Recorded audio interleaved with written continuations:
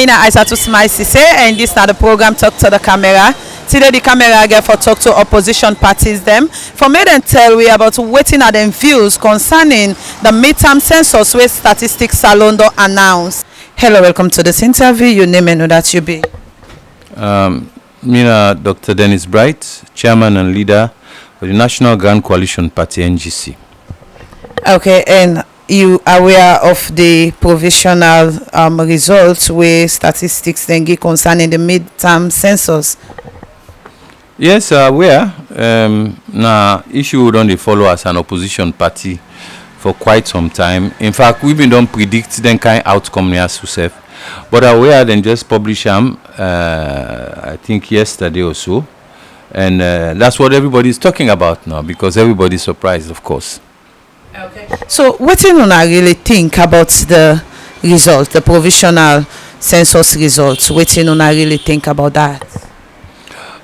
Me on surprised na for let them actually announce them at all because if they read them, anybody, if small pickings have read them, you go see something fundamentally wrong with that result there. But the fact that they can come out and can pronounce that result there, it will show you the nature of the kind of governance we would inside. Because how you go say the capital city, Freetown, where don't they suffer from rural urban migration, even then bigger man and Christmas themselves, where they now the south and the east, they all don't descend na Freetown. How you go say the capital city of this country is less populated than another district in the provinces. In this case, Kenema and Bo, individually they say more populated than Freetown. Well, it take a long time before we come to that kind of thing. As political parties, we've been done they alert the people and say this census way then they force for because you are aware of the fact that they do everything for let them make this census happen. Quick one. Even when World Bank tell them say you are not ready yet. Things are not in place yet. Technically and in terms of training and everything, we are not ready yet for this census. But then don't look World Bank safe. They were in a rush to do it. They have their reasons. But we've been done see them. Say the purpose of this census not to for development or for waiting in the talk now say for economic development. The purpose of this census now for political reasons. In fact, now one of them plan we then get for work towards winning the 2023 elections at all cost. So we've been don't see that before. Now it make we as political parties, then opposition political parties, then been the protest when the idea come. We not been see the need for rush forget this census at this time because we don't work on development issues then all this while. Why you not go wait till the census period mature? You know, the one where they can get 2015, now 2025, then forget the next one. But then say no, they not go wait. Then one for down 2010. 2010, they're not able for drum. They insist say well we go down 2021. That is they don't come up on the midterm because the midterm na 2020. 2021. We depend on fet panante effectively in fact na 2022 I for say now they actually do the census we done. So we actually been no say basically waiting them we want now for get the figures the way they need for play around with. One for create new districts and constituencies them we go be more na the area than now. And the way then do am you go see say they not even sabi rogue safe because na gbangba ode one then do am. How you go can tell people this morning a day with one of the ministers there where they talk say yes they say the population of Kenema a big pass Freetown, you know, almost by 200,000 or so. Well, we're not able to understand who's kind lie that way then they lie. Because even anybody we come, you go see that na lie. But na purpose then get for that. You go see immediately after this, you go see the next one where then they go pan. Now boundary delimitation. Then they sit down. In fact, NEC or Electoral Commission of Sierra Leone, what they call NEC. They in fact now this them is sit down they wait for let them figures here come. As soon as the figures then come, I should say then go don't begin work now for go cut the country back into the kind of constituency and district system where we go fit them. Then with that now, they know say at least they want to try forget, let us say about 50% of the seats then at their own side and then continue. So we been don't see all that. Another thing I want to say about this, then they give one misconception. Then say, in fact, two things. Then say, now because opposition parties there, been tell people them, say, let them know, make them count them. Now you make the result come also. But even if not that, na so it be. Like we say na so. Even if na so it be. That, in other words, then they accept say, yes, the census not be really happen. Because census, not only count the people that we ready for let them count them. Census now we count the people of the country. But if good percentage of the people of the country, for one reason or the other, we will not go into, then say we will not mix, then why you go on with the census? Because the census, you want to know waiting at the population. You not just want to know the people that are ready for census. So that's not the one problem we then get. Then the next thing is that na lie. We then say na opposition parties them, na them tell the people not for vote, not for let them count them, and make them not count them. We all know say the census process been get a lot of problem. Now make World Bank decide for pull out at the last minute. They're not able for evaluate the pilot census we then do. They're not able for do the training properly. They not get enough money for pay the people, and the grumble we been there and there, enumerators there, the staff we been there na the ground. We hear all that na social media where then they complain. Where then they complain, say they not give them the money, and you not give them the money, how they go work up and down. So you find out that they're not even able for go and say the area where they the whole area nobody no must day. So not to because they tell them people them been there we want for let them count them. They even they send call and say but on a can't country, but they not go because the baba and the way then give the work for do. They not give them waiting they need for let them go do the work well. Now that night actually affect the census, and we already say some of the tablets and civil then give them that electronic way then go not to all be the work fine. And I can tell you say that incompetence the way then gets way then so disorganized it they boil down to certain weaknesses the way they inside the statistics here. Una go believe say the director been there in charge of data, this important information when they collect, the director where they in charge of data, then they already accuse and say na dominion. Then find out say he not get the degree where he say he get.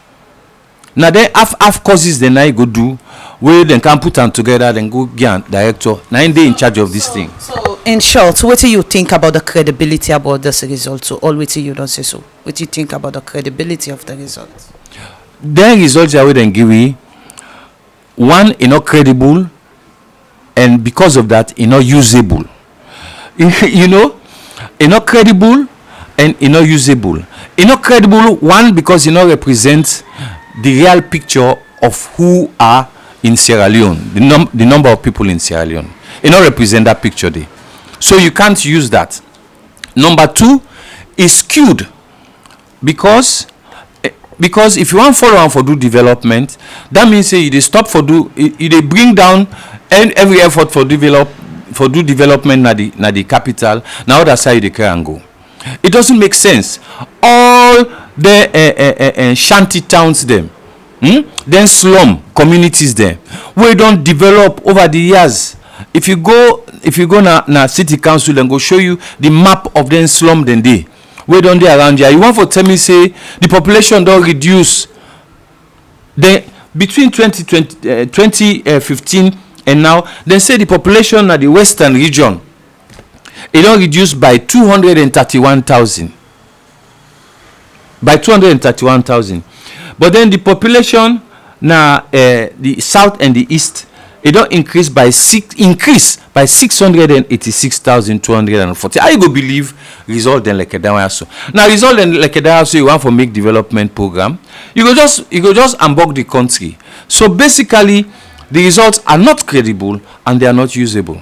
Now we dey go into 2023 election. We don go close to 2023 election, and you na chairman and leader for an opposition party. So what do you think about this result in the 2023 election? As far as me concern, we dey sit down dey wait for see wetin they wan do with this result. If na this result go make the one for go begin make new constituencies, one for see how far they ready for go. But in my own opinion, then kind thing no go born good picking. You see, this country, the people of Sierra Leone, they don't bear. They really don't bear. The political parties, then they don't bear harassment. The ordinary citizens, they don't bear hardship. Ordinary citizens don't bear molestation.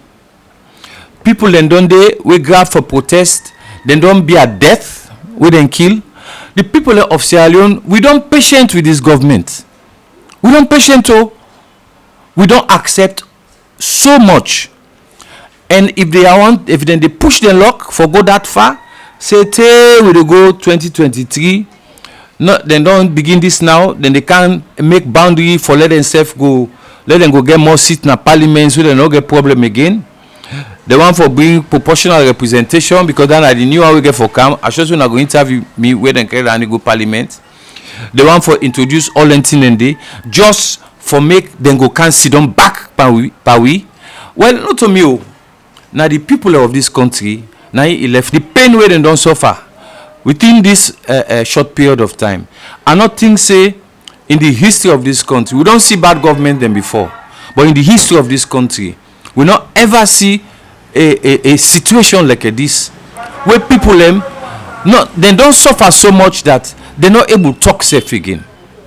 They don't suffer so much that then they even afraid safe for talk because they not only they use they punish people economically, but it's like then they instill fear in people if not like a 2-3 of we get mind for grab and talk or whatever. To God, the rest of the country just keep quiet and then just to get an easy way. Some of we decide for do it we do so. We not do one for we safe because the situation not so bad in this country that people are not believe say any good politician they again at this country. I not blame them because of what they don't see in the past. But a few of we day where they stick with neck out, we honestly with the drum, we know say now at the risk of our own life, and at the risk of our family suffering, and at the risk of so many things. But with the drum because we believe that we get the opportunity for speak. For the one that we not get that opportunity they for speak, and that's why we are doing it. We get the profile, we allow we for say something, and if we not do it now, my conscience not go clear. And where are the drum? So at the drum with the understanding that even if I not get anything for it, I not get job, I not get everything they call me don't pass safe for go find job. But at least me on picking away they left, then go be proud for say me daddy na be one of the few people we been stand up for this country at the time where the country been there in a very bad shape. So looking at this results right now and waiting exactly you go want for make statistics then do concerning this results we they don't already publish. For me, let statistics Center statistics let them left this result first let we discuss them. The more people in the read and way people in the understand like how we explain to us so the more they go get feedback for no say this result at the end of the day there is no way they can use them. Let them just go put them back na dustbin because to be honest there is no way they can use these results now, because the result no dey show anything wey dey about the reality. A census not a census for people that we wish for let them count them. A census supposed for be counting all the people of the country. So what about the finance we already don't go?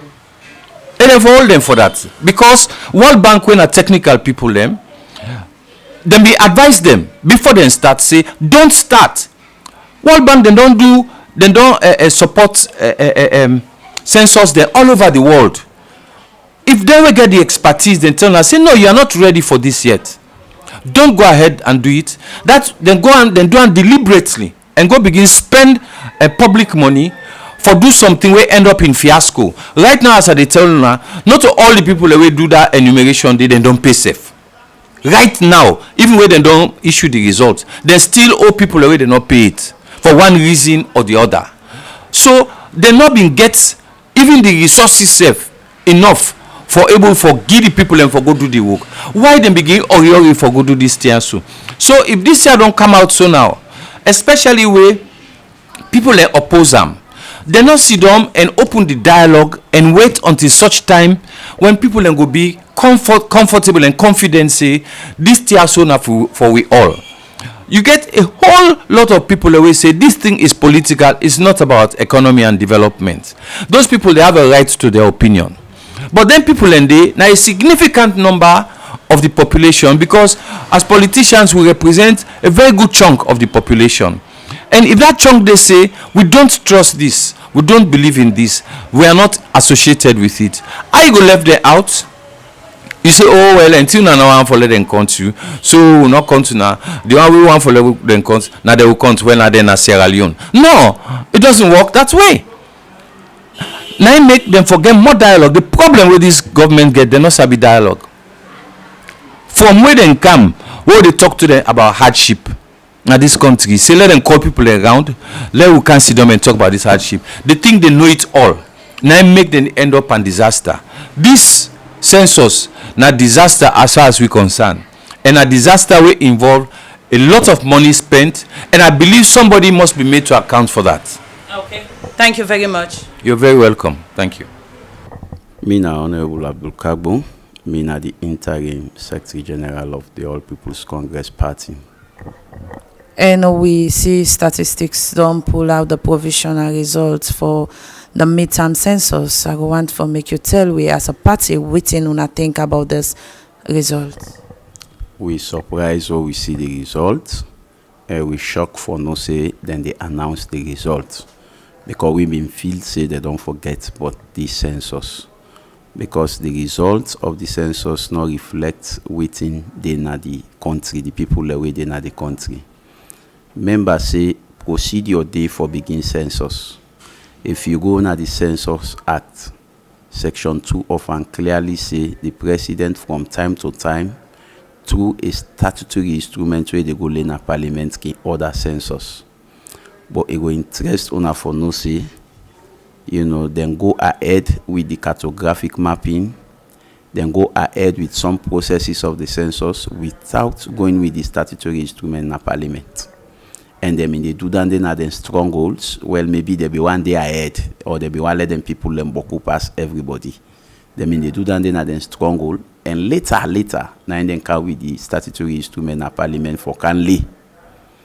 So we, the All People's Congress, ask them say, we feel say now the statutory instrument, the law say now the statutory instrument una for lay force before ever una begin the cartographic mapping. They're not correct, then they then still insist, then go ahead and then forcefully lay the statutory instrument.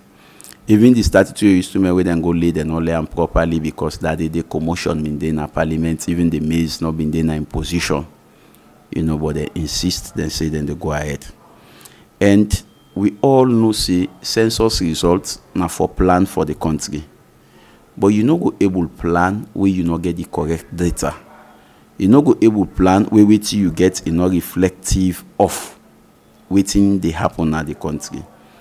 So we see, say, the processes where they use for get the census, they're not correct. The planning stage was not proper. and the relevant technical and advisory committee wey dem bin get also was not well informed. So when them pull the results, in fact, we mean advise we people they not for participate. Wetin make we advise them not for participate? Now because one, we know say the census may not start without they not go with the statutory instrument of parliament. Two, the process is then the census not well planned. They're not well planned. Planning stage of census can always be intensive. In fact, before you do the real census, you for don't do a pilot census 6 months before the real census. But it will interest to now for note say the pilot census then they almost skip her. Now just 1 month then do one before the election. So we they say because of them things then the way then do. They not follow the process is fine. We advise we people like say if them and they are not they reverse the decision.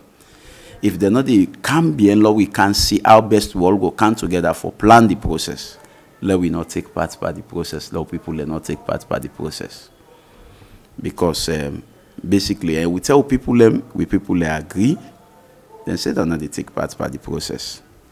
13 political parties then join we for 12 other political parties then join we for make sure say we pull a statement for sure say out of the total number of political parties that will get 13 say this census not be well planned and this census not for carry on.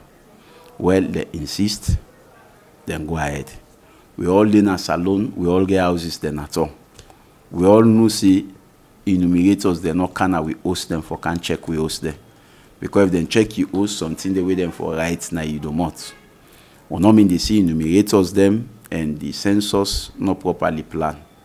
But one thing we shock we now that the results with them pull, they say the number of registered people in a Freetown now about 606,700, about that. They say now the total number of people in the Western urban. But when you go to NEC, the number of people that will NEC be registered for vote, that is the people in a town where they beyond the age of 18 years we get right for vote. And we know say not to everybody self may go register for vote. Next say the people that will register for vote. Now about 606,000, about 900 people now there. So we get a difference of 241 people we register for vote. The people that we register for vote, them boku pass all the people that we in the city. So we don't they not supposed for be because the people that we register for vote now only 18 years above. People in the country they can't speak in themselves, even school picking they can't there. So how is possible for let than they happen? And we go trust neck process more because it's thorough. Where you go then get for give particulars, give you neck voters card where nobody else not they get. You see? So to me, this is a clear show. Say the figures were manipulated, they increase all their own places, and then decrease APC strongholds them. And the census then do them primarily for the 2023 elections. So now the census results don't they out, the provisional results for the census don't they out. Within the bid stance of the APC since now the opposition party within the bid stance for them. We they reject the results and we they tell we people them let them not go by the results. The census results not reflective of waiting they happen the total number of people in the country. And if we follow the census results, it will mislead governments by anything way than they do. It will mislead them. So we they reject the results. So looking at the 2023 election, they are around the corner in this provisional results. So what do you think about that? I just feel say that why use them for make them get more seats, and reduce seats then at the capital city, reduce seats then at the north, reduce seats then, increase seats then at the east. Now than they then do one for.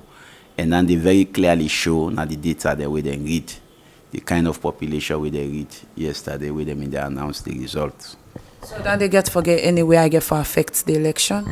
Of course, the election not go credible. The election not go credible and of course then we just want give themselves population. But we, the All People's Congress Party, together with other political parties, then they strongly reject these results with them. So waiting at the message where they add to all with you don't say so. Now that we they reject the results and allow we people ready for come out for registering their numbers, so that 2023 election we go winner as a political party. Thank you very much. As soon as I don't listen, so waiting opposition party in the country don't talk about the provisional results where statistics salon don't announce. Me na Isatu Smile Sesay. Until we meet again to another edition of the program Talk to the Camera, I say, tata.